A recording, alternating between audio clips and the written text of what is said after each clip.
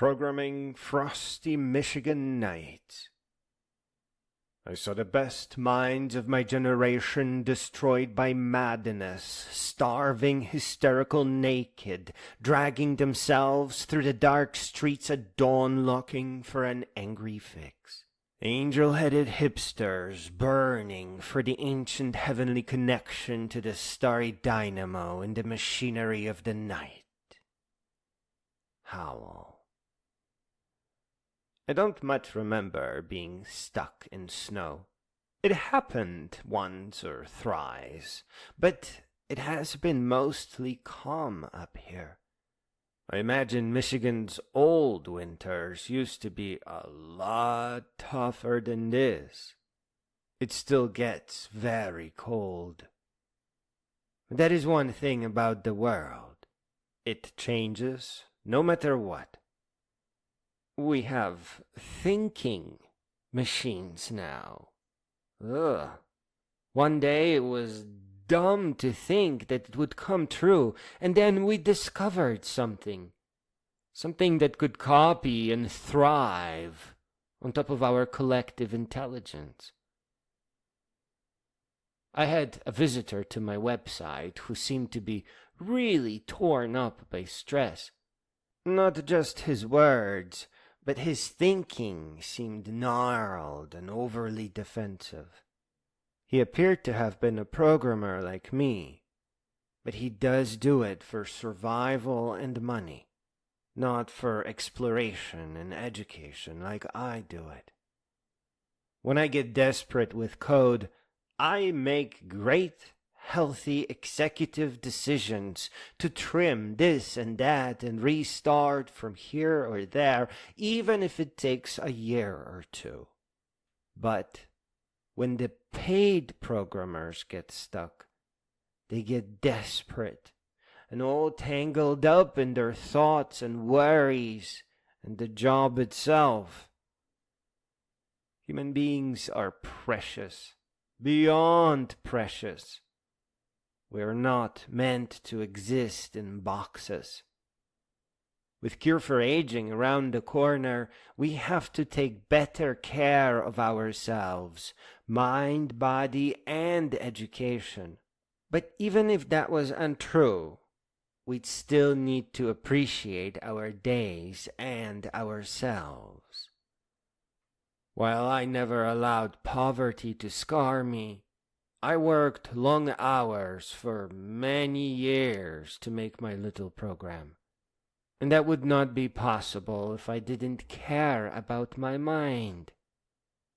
Like young bodybuilders, it's all too easy to think to ourselves that heavier weights mean more muscle. But more work does not make a better life. It interferes with our families, our creativity, learning, and even experiencing the joy of life. Our minds are exceptionally delicate. We are each a delicate work of art. We are the opposite of the kinds of machines that those signing your paycheck want you to be. As a programmer, I don't actually just build cities with streets, but I also build the layers of skyscrapers on top. I start with the foundation of data trees and tiny little helpful commands, then build on top a new notion of components and connectors that pipe data around. And then, to improve the navigation further, I add anthropomorphized computer functions, agents. They each carry a different function at their heart and can send and receive messages. And then I add the user interface, which is a great demand on the system, as it is a great strain for small computer programs. My applications are cities left and right and forward and back, and then up and down. Overwork would cause great damage to that. I would not be able to make any diagrams at all. We must really take good care of our minds, because when we fail, we cut ourselves off from who we really are. And we are adventurers and storytellers, explorers and creators, dreamers and philosophers. For all of that to take bloom, we must live in the center of ourselves, not pushed to some side. At the center, we love winter, despite it being cold and making everything else cold. Yikes! We wonder about frozen lakes, and just exactly how foolish would it be to try to cross one? And how do you make a fire out there?